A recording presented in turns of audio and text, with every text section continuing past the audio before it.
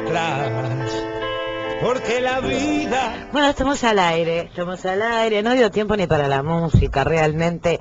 Director nacional de la Oficina del Servicio Civil, doctor Alberto Schiavarelli, pero un amigo fundamentalmente, quien recibimos esta tarde cuando estamos a horas así de la vida, estamos todos como nerviosos, ¿no? De ver qué pasa en el aire en las últimas horas. Alberto, bienvenido. Gracias. Como tuve una época, todos tuvimos muchas cosas en las épocas, pero yo tuve una época en que cantaba y componía canciones cuando era muy joven. Ah, mira, esa no la tenía, Sí, no la claro, conocía. 50 y pico de canciones registradas, un folclore romántico, litoraleño. O sea que cualquier día tú me llamas, y ahora que tengo un poco más ronco me sale una voz más Aznavour. Así, claro. O sea, más masculina, más de fondo.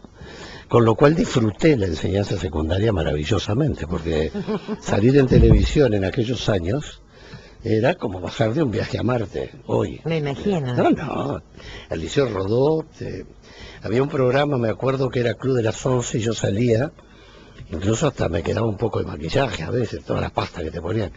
Y yo llegaba que entraba a las 12 y pico a la clase, y bueno, mis cumpleaños de 15 fueron todos gloriosos, siempre bailé los cumpleaños de 15. Así que si un día precisas un cantor que te cante una serenata, dame tiempo y... No, pero mejor cantame política, en estas horas. Bueno, vamos a la política. En estas horas donde todo el mundo está discute bien, si es yo o yo. Yo me ofrecí, que conste. Vos además con un... Pero tenés roles más importantes que cumplir ahora. Con una cuna ballista, ¿no? Que te permite, bueno, analizar la situación desde otro lugar y en otros escenarios. Sí, fundamentalmente yo creo que la formación ballista, socialdemócrata, depende, porque en el exterior es muy difícil hablar de ballismo, porque la gente lo sabe. Pero hay un corte grueso en las socialdemocracias, de los cuales el ballismo es una expresión incluso anterior a la propia socialdemocracia, que tiene como clave sintética el poner lo humano como eje de la acción.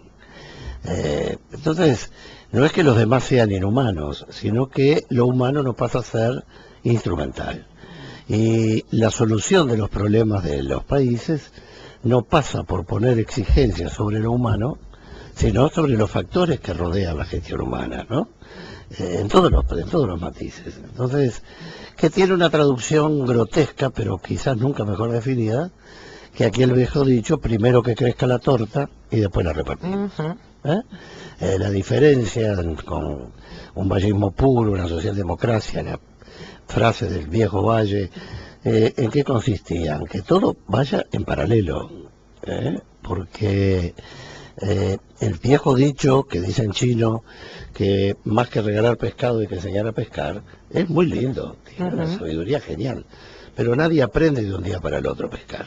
Y mientras no comen. Mientras tanto, los demás tenemos que ayudarlo a que coma todos los días, y sus hijos, y su gente. Y bueno, y estamos en tiempo de balotaje, que es un tiempo bipolar, y como todas las bipolaridades tienen conflicto de encastramiento.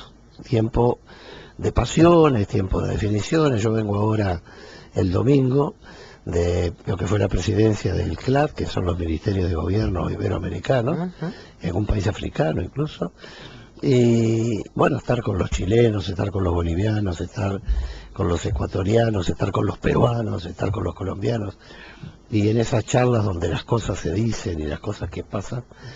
Y yo creo, Cris, que hay algunos principios que parecería que los damos por adquiridos. Hoy, desde el punto de vista del enfoque de los gobiernos, yo mañana sentado en presidente, porque el verdadero desafío no es el 24, es el 2 de marzo. Es el 2 de marzo. Se sienta alguien en un sillón que Es la cabe... corrupción del país. No es un sofá, el No. sillón del presidente es un sillón donde cabe un solo individuo. Y podrá tener todos los... Y una soledad de equipos, poder terrible por momentos, ¿no? los atardeceres después que escuchó todas las opiniones, y tiene que elegir entre tonos de gris, porque nada tiene un cartel de luminoso y otro cartel que dice peligroso. Y normalmente lo que llega a definición de presidencia es lo que no pudieron lucirse otros arreglándolo antes. Entonces, ahí es muy importante tener en cuenta tres conceptos, el mismo de esta opinión, que son los que manejo mucho en todos los terrenos, incluso académicos. Una cosa es la gobernabilidad, que ahora voy a definirla, otra cosa es la gobernanza y otra cosa es la innovación. Parece difícil, esto no es difícil. ¿Qué es la gobernabilidad? Y la gobernabilidad es tener un territorio dado, una comunidad dada, donde en un Estado de Derecho democrático se pueden mantener las condiciones de convivencia social, donde hay un gobierno a través de un Estado civilizador, sometido a reglas estrictas de derecho y de estricto respeto a los derechos humanos. Eso es gobernabilidad. Como todo lo que termina en ilidad, es la posibilidad de gobernar pacíficamente. Luego tenemos la gobernanza. La gobernanza, que es un término nuevo, relativamente, es cuando ese país que tiene gobernabilidad asegurada, tiene la posibilidad de recibir los inputs, los mensajes de la comunidad, de los grupos de presión, de los factores de poder, escuchar, para tomar decisiones de gobierno que generen consenso. Y luego está el desafío indescifrable de la innovación, porque un tema que yo sé que a ti te apasiona, si algo queda claro es que no sabemos a dónde vamos a llegar con la innovación. Yo me he resignado a decir, ahora lo decía en una conferencia en el exterior, yo me he resignado a que la innovación tenga toda la inteligencia artificial que se pueda, pero que al final de la línea haya la posibilidad de oprimir un botón y hablar con una voz humana. Pero lo demás es incalculable. Ya lo que tenemos en materia de innovación en Uruguay y en el Estado uruguayo, en nuestro servicio civil, es algo que es muy difícil de poderlo traducir, de explicar sin que digan qué grande tiene tipo, pero estamos considerados a primer nivel de América, en fin. Entonces, bueno, pero esas consideraciones las hacen a nivel internacional con la mirada puesta en Uruguay, ¿no? Sí, sí, con informes no es que escritos. nos agrandemos de acá, sino que otros nos ven. AGESIC, teniendo a Uruguay entre los 7 cabezas del mundo, pero además AGESIC derramó eso en la administración. Y los que teníamos el piquito abierto para poder captar ese derrame y ponerlo en una visión moderna de gestión, nos permitió tener procesos que algún día, después que pase todo esto, podemos hablar, que nos permite tener un control sobre la función pública que nunca históricamente existió, nunca. Lo que es, bueno, tenemos medio piso más en presidencia, ganar espacios físicos en el lugar donde uno trabaja, claro, y nada menos que a la torre del presidente. Más ahí que nunca sobra, ¿no? Nunca sobra, es una especie de condecoración. Pero voy a hablar de la gobernabilidad un poco, porque me parece muy importante. La gobernabilidad, como decíamos, que es una capacidad de poder tener civilización en el gobierno, tener la fiesta en paz, requiere varias cosas. Primero, requiere un enorme oficio personal. Segundo, un entorno no sobreexcitado. Y tercero, una convicción humanista e ideológica que esté acompañado por sus entornos, que es el cimiento donde uno se apoya. Porque si estos son troncos flojos o flotando sobre el lago, yo me apoyo en uno y me resiste, pero paso el pie para el otro y se hunde, es muy difícil. Entre equilibrios y certezas. Absolutamente, que en la vida definitiva es eso. Gobernar sí, con equilibrio es el desafío. Gobernar con certeza de dónde uno apoya el pie es lo imprescindible. ¿A dónde voy con todo esto que parece bastante evidente? A mí, yo no tengo ningún factor de descalificación para Luis Lacalle, con el cual fuimos compañeros de bancada, es una persona que aprecio. No. Simplemente pienso que a él le está faltando tener un partido que lo respalde con un número suficiente para poder tener, no hablo de mayorías absolutas, no instalado desde apoyos más o menos tácticos y por definición temporales. A mí me tocó administrar la especie de concertación que tuvimos con Sanguinetti y Volonté, y bueno, yo sé cómo se mantiene esa negociación, es un equilibrio muy difícil. Y el Uruguay volvió a su vieja historia, es decir, los presidentes nunca tuvieron mayoría en este país, fue muy pocas veces. A ver, los presidentes ganaban con un 32, 33% de los votos, ¿no? No se olvida de eso, ¿no? Y también me acuerdo que cuando se hizo la reforma, que finalmente Sereni y Astori transaron a nombre del Frente, se sabía que pedir un 50% era un número, pero claro, muy inteligente, dijeron, bueno, pero separamos las municipales. Claro. Con lo cual se rompió todo el esquema del sistema sin tocar la ley de lema. Pero ese es otro tema. Que a lo que voy con esto es que yo sé que tengo que navegar por aguas complejas y sé que tengo que tener socios confiables. Y los socios confiables, aunque no sean mayoría, tienen que ser un núcleo duro, que es lo que tiene Daniel. Tiene un 40%, que es un núcleo duro que sabe con el que cuenta. Y de ahí sale a buscar lo que falte. Pero además hay algo más. El Uruguay puede no tener ley de presupuesto próxima, porque el derecho le tiene pánico al vacío. Sigue la ley de presupuesto que está vigente hoy. Por lo tanto, ni siquiera va a tener un problema en ese terreno. El tema que define esto es la ley de urgencia, es la medida de que el tiempo que es normalmente un gobierno que entra, que gasta en la elaboración de la ley de presupuesto por 5 años, en lugar de eso, en 90 días quiere sacar una ley de 200, 300 artículos. ¿Por qué? Porque dicen que es la etapa improductiva de un gobierno los primeros meses y que bueno, yo voy a decir algo como peor. Además tienen que yo voy a decir algo peor. Llegar a corregir algunas cosas antes de que la nueva ley de presupuesto entre a correr. Yo voy a decir otra cosa. A ver. Yo voy a decir lo que sé que es la verdad. No ni siquiera mi verdad, la verdad. Es el tiempo en el que el presidente está distribuyendo los cargos en los entes autónomos. También. No, también no, es. Y mira que yo a ti nunca te discuto. O sea, porque en ese caso lo que me estás queriendo decir es, mientras reparta los cargos, levanta la mano. Y después Dios dirá. Está claro, entonces, eso lo sabemos los que estamos en este negocio hace mucho tiempo. Es la primera vez que alguien toma una medida de este tipo, pero también es la demostración de una inteligencia respecto de la fragilidad de la situación. Que se puede quebrar en cualquier momento, por lo tanto, actúo lo más rápidamente posible. Si van a tocar, a mí me tiene sin cuidado que digan que son cucos, que no son cucos. El hombre, yo no voy a dejar de actuar porque otro le ponga el título.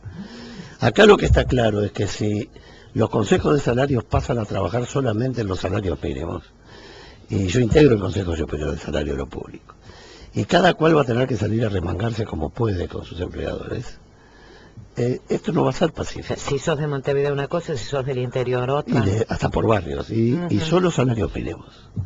Entonces, si cometiera ese error, que ojalá que no, pero me temo que está siendo impulsado para eso, bueno, los gremios van a reaccionar con muchísima fuerza. Ya lo han dicho. Entonces, cuando a mí los gremios, las organizaciones sociales, hablando de la agenda de derechos, o sea, bueno, si toca la agenda de derechos ya ahí se despachurra todo. Todo aquel que vea que su derecho está vulnerado va a salir a la calle. Eso es una realidad. Yo no creo que... también. Yo no creo que exista, no puedo creerlo, quiero racionalizar que se vaya a ir contra los derechos o por lo menos de entrada, pero... Lo que sí es muy factible es que se vaya muy rápidamente con los consejos de salarios. No hay duda, para mí, es simplemente presuntivo, aquí sí hablo sin certezas.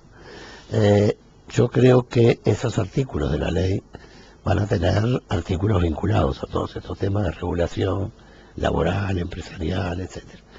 Y si el país entra en esa corriente y se producen reacciones, me lo contaba el ministro chileno, tan lejos de ser de izquierda, ¿no?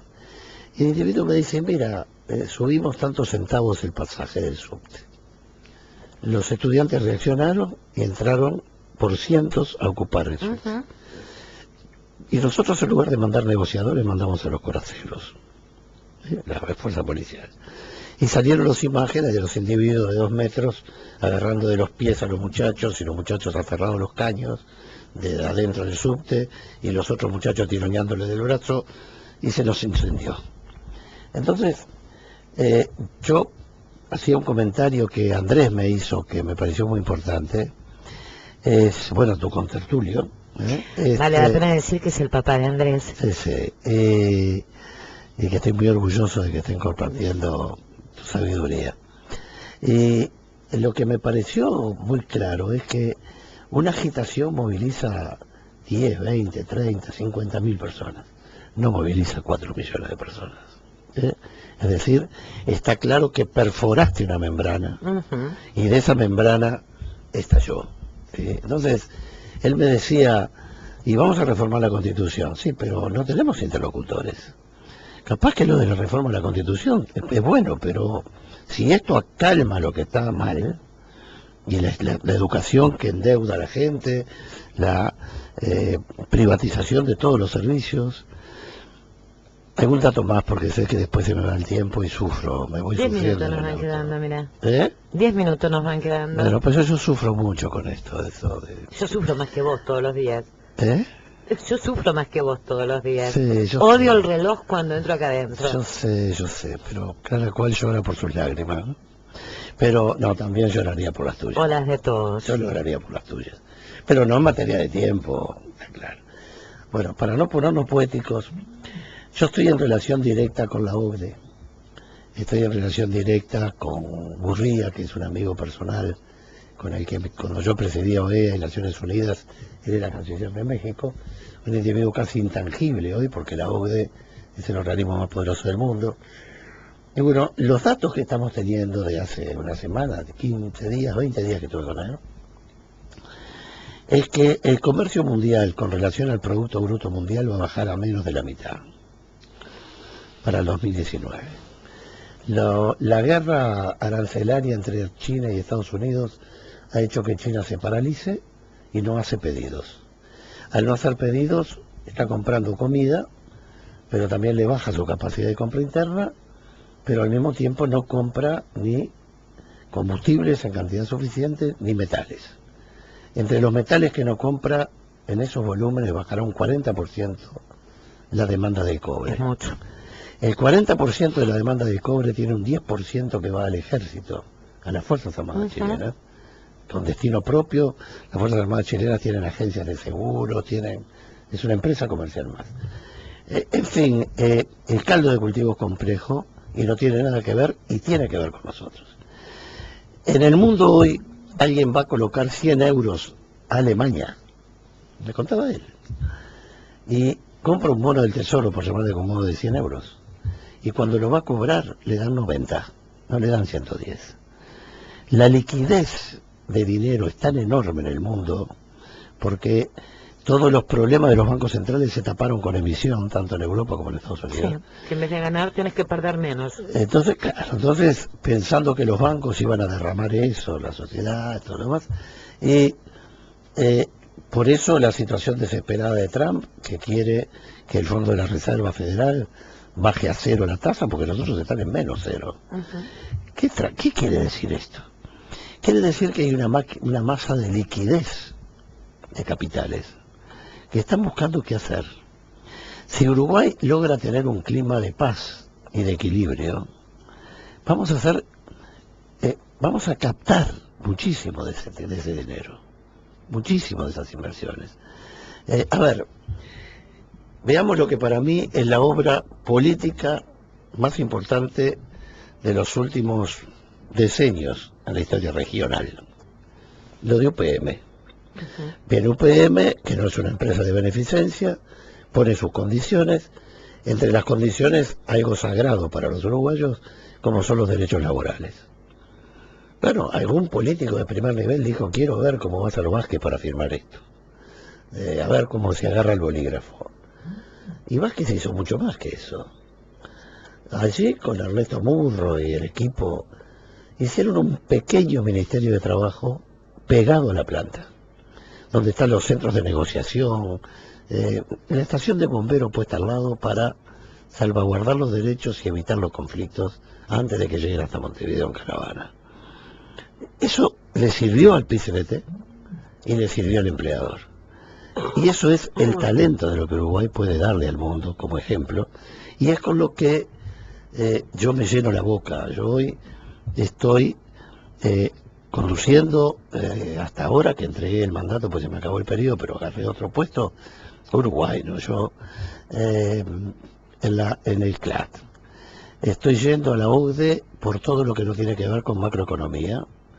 Y estoy yendo a una cosa muy rara, que es la cumbre de gobiernos en nuestro conocido Dubái, donde están los 5 continentes, los ministerios de gobierno. Sí.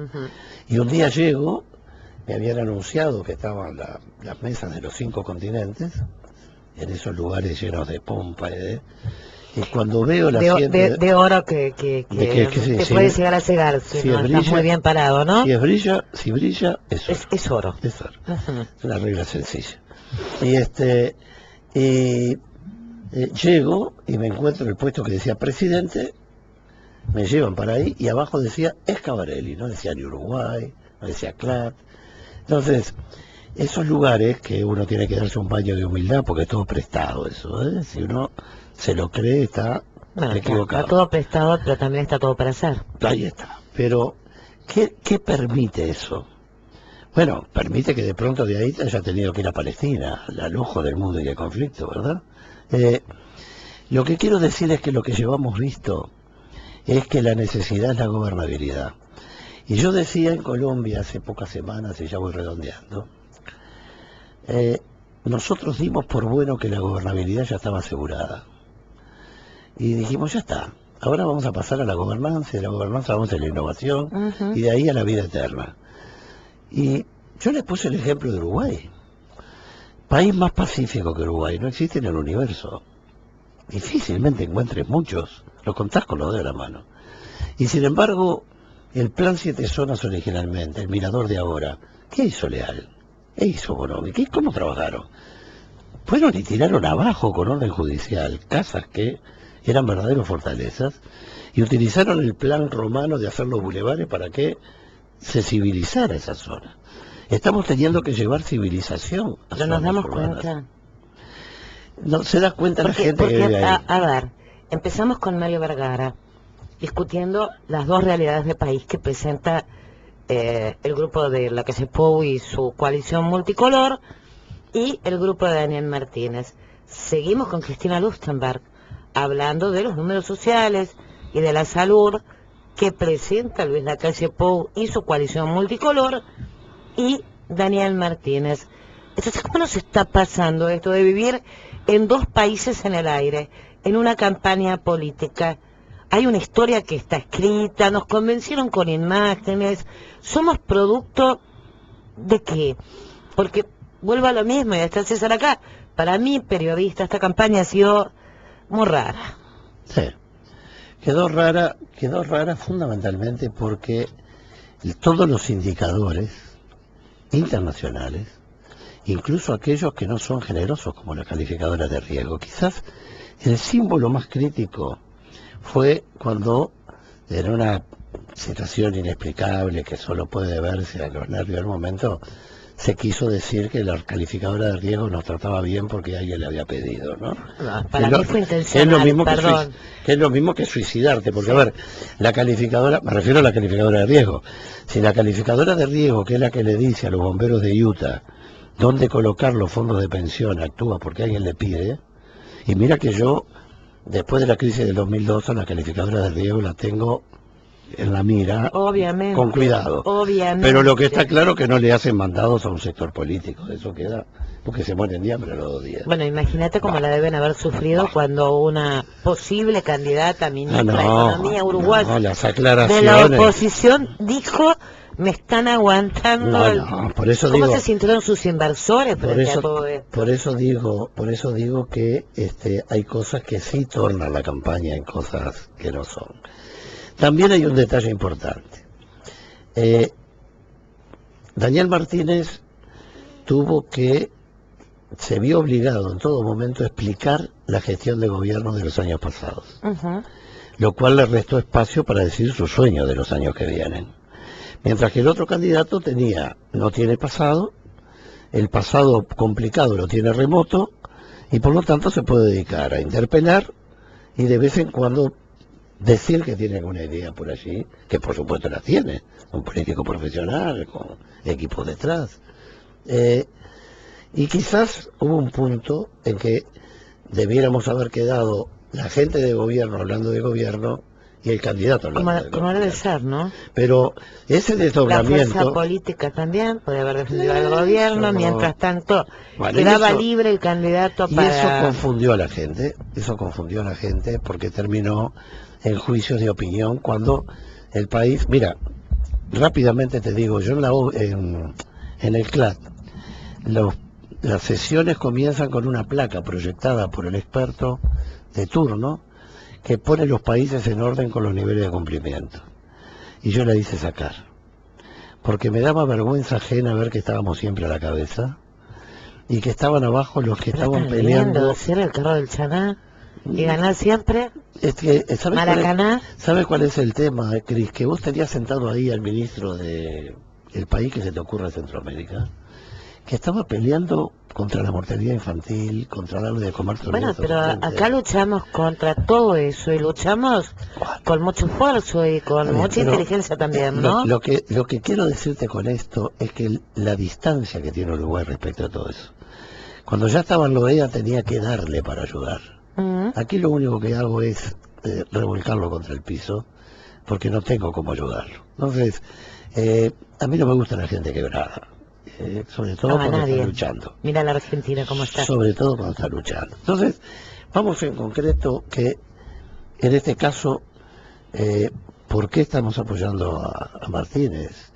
Después de darles todas estas explicaciones teóricas o pragmáticas. Es porque de dos candidatos que tienen sus virtudes, como todos los seres humanos, es el individuo que tiene las mejores condiciones para gobernar. Es el individuo que tiene la experiencia, la serenidad, el entorno y la vocación de sacrificio que quedó expresada en esta recorrida puerta a puerta. Individuo que no le anda con chiquitas para salir adelante, no es un entusiasta eufórico. Yo lo vi disfrutar de la campaña en los peores momentos, digo, ¿verdad? Entonces, en una palabra, a mí me merece toda la confianza y creo que es el hombre para el momento y para poder construir y mantener lo que tenemos y sobre todo para ayudar a mantener la gobernabilidad. Y sé que en la oposición el país no va a resistir, la población no va a resistir las oposiciones serranas, esas que a las cosas las llevan al borde del precipicio. Volvemos a una cultura que tuvimos algunos porque ya tenemos más años como parlamentarios, pero salir a buscar consensos y construirlos es como conseguir una novia que uno quiere mucho y no le da mucha bolilla. Hay que trabajar y hay que convencer y hay que cultivar todos los días. En concreto, tenemos un candidato muy sólido que nos da garantías de gobernabilidad, experiencia, capacidad y un 40% del Parlamento asegurado. Por el otro lado tengo una persona de bien que tiene un programa que desconozco porque lo tuvo que mimetizar y fraccionar y a esos tefranques del acuerdo inevitable, donde tiene alineado un arco que no es multicolor, es antagónico. Y es antagónico. Porque encontrar la simetría... Multicolor porque era la forma Sí, más la simpática forma de romántica, presentarlo, ¿no? la forma romántica de juntar lo incompatible. Acá hay una propuesta de marketing detrás que te lo hacía sí. ver. Yo no tengo nada contra nadie en particular. Dice que de pero- colores ves mejor, por eso te lo pusieron. Pero encontrar una similitud profunda entre distintos sectores Ideológicamente es antagónica. es antagónica, pero, a ver, la ideología es algo que se tiene, como dice Ortega y Gasset. Pero acá hay algo más. Aquí más que las ideas, hay creencias, Ujú. que es donde uno se instala. Aquí Sí. hay gente con creencias, y las creencias no se negocian. ¿Sí? Entonces, a lo que voy es que Y si las creencias se negocian solamente para sacar a un partido de gobierno del poder, entonces la causa floja, porque una vez que la perdiste, sí. no tenés más nada por qué seguir. Por eso Nada digo, fuerte, digo, ¿no? Por eso digo que el verdadero Convicción. desafío de un estadista es el día siguiente que se sienta en el sillón y dice, bueno, todos lo vivimos en distintas funciones. O vimos sentarse a un presidente el primer día. El tipo se sienta, tiene ya armado el esquema, dice, bueno, muy bien, tenemos todo como cuando uno va de viaje y puso el auto, llenó la valija de paquetes, dice, prendo y salgo. Ese es el momento más difícil de la vida. El más difícil. Imagínate si te dan un bolígrafo, un montón de hojas en blanco, 5 tipos que son absolutamente diferentes entre sí y te dicen a partir de ahora escribí 300 oraciones que van a significar una ley de urgente consideración que van a votar en 90 días. Primero porque tenés que justificar la emergencia para la urgencia y porque tenés que compatibilizar con... Bueno, sí, clarísimo. No quiero decir lo que estaba pensando porque adelante tuyo no me animo. Pero un detalle, si fuera Andrés la decía. Un detalle importante. La gente dice que los ministros no se van a poder sostener si gana Daniel Martínez, porque es minoría en la Cámara. Bueno, eso es un error grosero, porque la mayoría en la Cámara no da para censurar a un ministro. Da para declarar que no son satisfactorias, pero la censura que puede terminar con la caída y que el presidente lo mantenga y se disuelva la Cámara y se llamen elecciones parlamentarias nuevas, no hay votos en la actual estructura legislativa. Por lo tanto, 2 datos que quiero que recuerden. Aunque no se vote el presupuesto, se mantiene que No se quiere un está. ministro todos los días. Pero Diego, pero aunque se quisiera... No, porque en cuestión calle, eso... Claro, porque la gente dice, son minoría, no pueden sostener un ministro. No. porque además también se ha dicho, ¿no? Fulano Bueno, duraría 2 minutos. Claro, bueno, a los que dicen eso hay que aclararle que la Constitución es muy clara en cuanto va a estar el ministro tanto tiempo como el presidente disponga, ¿verdad? Porque no hay fuerza constitucional que lo obligue a tener que destituirlo. En definitiva... Ahora, ¿qué será más urgente que entrar a los últimos minutos y de mala que soy, ¿no? ¿Qué entrará primero? ¿El pedido de desafuero de Manini o la ley de urgente consideración? El desafuero de Manini. O que ya está, ¿no? Ya está en Cámara. Sí. Simplemente... No, creo que van a ser caminos separados. Sí, ya lo sé, pero bueno, van a tomar un poco de... Creo que van a ser caminos separados, es un desafío muy especial porque él ya ha dicho que no quiere el afuero, por lo tanto la Cámara tendría que dárselos contra su voluntad, lo cual parece un absurdo protectivo, porque está bien, el fundamento, si el sujeto protegido por fueros dice, yo no quiero que me quiten los fueros porque no confío en el proceso que se me pone, la Cámara puede decir, bueno, yo puedo llegar a comprender qué tema esa situación y por ahora esperamos 5 años, porque estos delitos prescriben a los 10 años. Y mientras él es ministro de Salud, puede ser. O lo que fuere, pero prescribe a los 10 años, nos entendemos. Si no repite periodo de gobierno, muy bien, de inmunidad. Pero si el propio protagonista dice yo quiero, sabiendo que las sanciones relativas, salvo que lo inhabilite para funcionar, para ejercer función pública, yo creo que es muy difícil no darlo, digo, ¿no? Porque sería empezar a trastabillando. Ahora, hay el dicho de alma fuerte, que tampoco se puede tomar muy en pie de la letra porque es demasiado combativo, ¿no? Pero... Ya me voy. Pero yo no lo miro por las dudas. Pero cuando dice, no la tosuda estupidez del pavo que amaina su plumaje el primer ruido. Si tocan los consejos de salarios, si comienzan las balas de goma y acá el lacrimógeno, si comienzan las acciones violentas, hay que ver cuántos van a estar al lado. Por eso, si yo estuviera al lado de la calle, le diría no te apures en tomar medidas que incendien el rancho. Y por eso la única garantía que tengo es en un Daniel Martínez que esos riesgos no lo va a correr. Los gremios no son los mismos aquellos a los cuales Sanguinetti le decía no me ganaron una huelga y tampoco a los cuales la calle Herrera les decía ustedes hacen que trabajo y yo hago que les pago. Sí, cambió el mundo. Pero me están tentando, ¿eh? 2 minutos puedo, sí. Héctor, me deja. Ese es un amigo, no me lo cambies nunca. algunas ideas de razonamiento, algunas ideas. En estos días surgió una discusión entre COFE, José Lo López, Sí. con Fernando Pereira, presidente del PCNT. Sí. Y una Por una discusión campaña de defensa de su... en un tema de de sus derechos. poco menos que la laicidad de los sindicatos. Ujú. Y yo en eso he sido claro. A ver, un sindicato no puede ser afiliado a un partido político, no puede decir yo apoyo a este partido político. Ahora, si a mí, yo soy el sindicato que defiende a los funcionarios públicos, y me dicen que el año que viene se suprimen 6.000 puestos de trabajo cuando se jubilan, porque no es que los echen. ¿No? Lo de los hechos viene aparte. Sí. 6.000 se jubilaron. ¿Qué pasa cuando se jubilan? Inmediatamente concursan los que vienen detrás. Ujú. Y además concursan los que vienen detrás por el lugar que dejaron los que venían Sí, es detrás. una cadena. Entonces uno hace su carrera administrativa. Si a mí me están cortando la cadena administrativa de 6.000 personas, yo no tengo más remedio que salir a decir que esa propuesta es insostenible para mis derechos sindicales.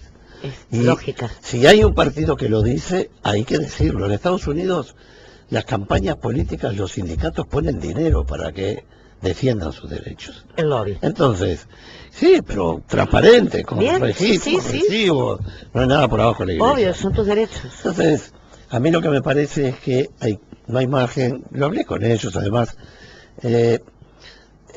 porque justo nos encontramos, pero me parece que hay cosas con las que no puede haber dos visiones, que hay que ser muy claro en que están en juego. Está bien lo que decimos todos, dos programas de país totalmente distintos, todo eso es verdad.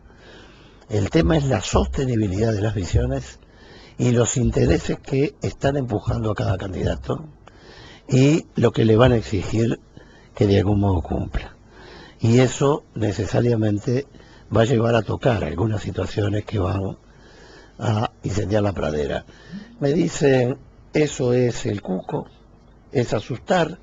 Bueno, capaz que tengo la suerte de que ese susto haga que nadie corra el riesgo de hacerlo, porque yo no tengo ningún interés que se hagan para salir a decir, tengo razón, como hace 15 años dije, viene el delito organizado, van a haber sicarios, los fiscales van a andar en Estábamos auto. hablando con Andrés ayer. Bueno, y van a haber autos blindados para los fiscales, los testigos los van a matar, y me decía, no, te estás viendo mucho, recorriendo América, Uruguay es otra cosa, jueces. Acá no va a pasar. Nosotros creemos que el mundo está lejísimo y el ser humano es ser humano en cualquier parte. Y a lo que voy, en definitiva, es que creo que es un buen tiempo de reflexión, de valorar lo logrado. Hay un enojo de las clases medias en el mundo. Yo estuve ahora en París y han destrozado Champs-Élysées, ahí al lado del Arco del Triunfo, los parisinos. Los chalecos. Los parisinos, ¿eh? Sí. Los camiones grúas sacando los pedazos de vidrio. Y Ujú. esto, en fin, no es porque sea una raza superior. Y otro tema que no quiero dejar de mencionar en estos minutos que me regalaron, este plus, es que Bélgica tardó casi 2 años en formar gobierno.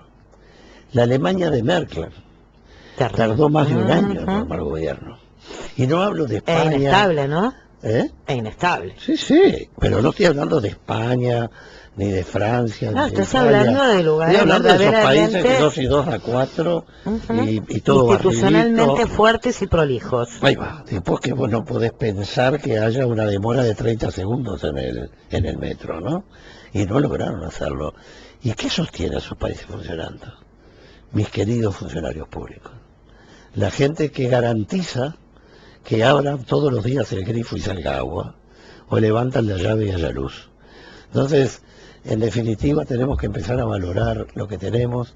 Bajamos en miles de personas los cargos públicos de la Administración Central. Ahora Y- se está haciendo el signo contrario. No, yo ya no les puedo pedir más y agradecerles porque si hay un lugar que disfruto es con ustedes. Venimos seguido, te lo digo siempre, y vos te me vas, y después volvés.